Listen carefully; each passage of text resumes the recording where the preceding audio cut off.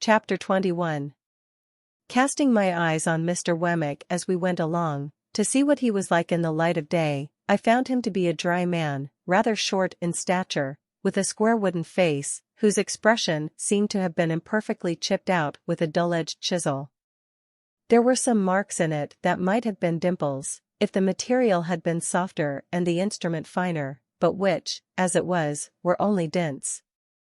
The chisel had made 3 or 4 of these attempts at embellishment over his nose, but had given them up without an effort to smooth them off. I judged him to be a bachelor from the frayed condition of his linen, and he appeared to have sustained a good many bereavements, for he wore at least 4 mourning rings, besides a brooch representing a lady and a weeping willow at a tomb with an urn on it. I noticed, too, that several rings and seals hung at his watch chain, as if he were quite laden with remembrances of departed friends.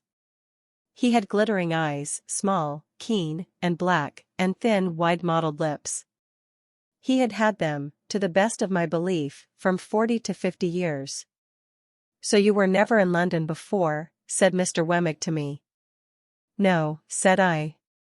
"I was new here once," said Mr. Wemmick. "Rum to think of now. You are well acquainted with it now?" "Why, yes," said Mr. Wemmick. "I know the moves of it." "Is it a very wicked place?" I asked, more for the sake of saying something than for information. "You may get cheated, robbed, and murdered in London. But there are plenty of people anywhere who'll do that for you." "If there is bad blood between you and them," said I, to soften it off a little. "Oh, I don't know about bad blood," returned Mr. Wemmick. "There's not much bad blood about.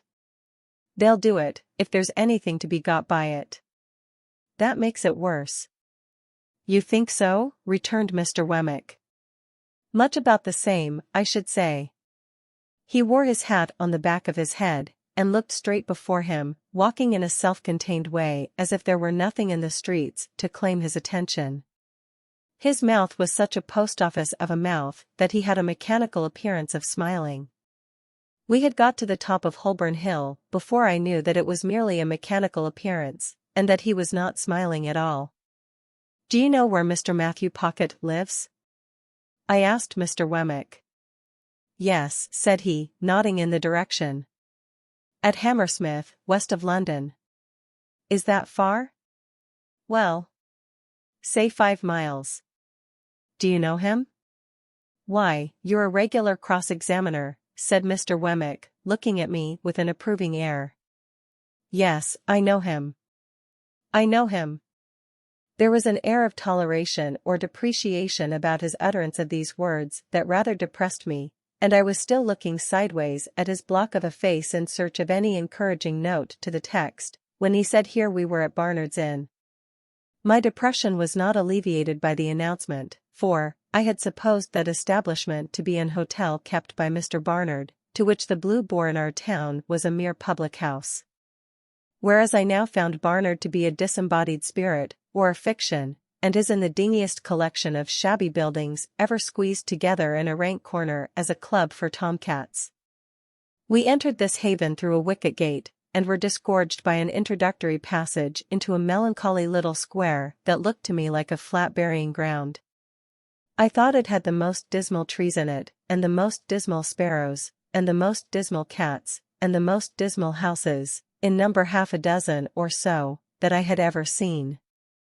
I thought the windows of the sets of chambers into which those houses were divided were in every stage of dilapidated blind and curtain, crippled flower pot, cracked glass, dusty decay, and miserable makeshift, while to let, glared at me from empty rooms, as if no new wretches ever came there, and the vengeance of the soul of Barnard were being slowly appeased by the gradual suicide of the present occupants, and their unholy interment under the gravel. A frowsy morning of soot and smoke attired this forlorn creation of Barnard, and it had strewn ashes on its head, and was undergoing penance and humiliation as a mere dust-hole. Thus far my sense of sight, while dry rot and wet rot and all the silent rots that rot in neglected roof and cellar, rot of rat and mouse and bug and coaching stables near at hand, besides, addressed themselves faintly to my sense of smell, and moaned, "Try Barnard's mixture." So imperfect was this realization of the first of my great expectations, that I looked in dismay at Mr. Wemmick.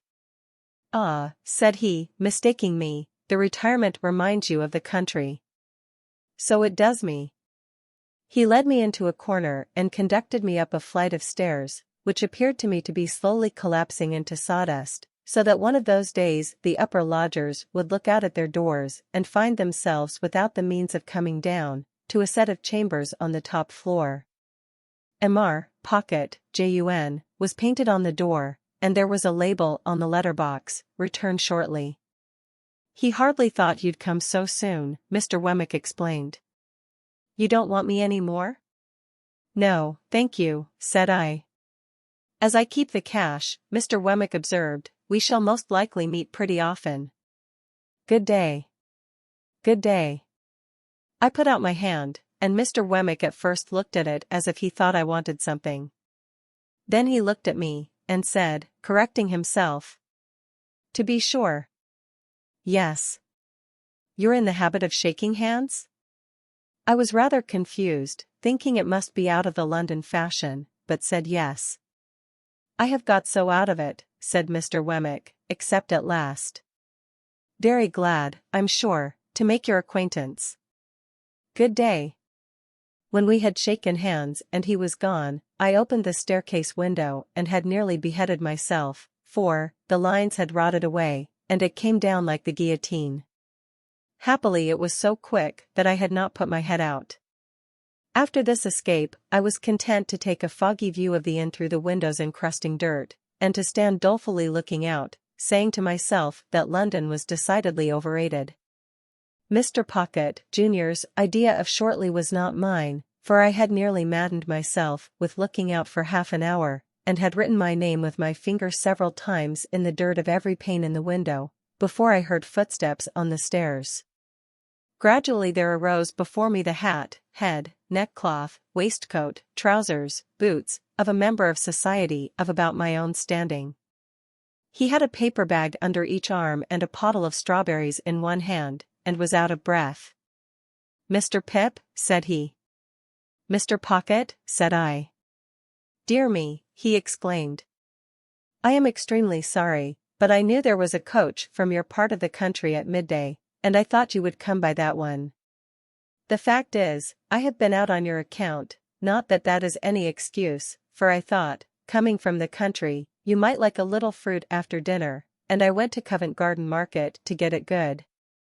For a reason that I felt as if my eyes would start out of my head.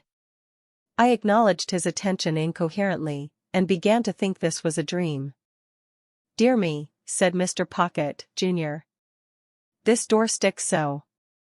As he was fast making jam of his fruit by wrestling with the door while the paper bags were under his arms, I begged him to allow me to hold them. He relinquished them with an agreeable smile, and combated with the door as if it were a wild beast.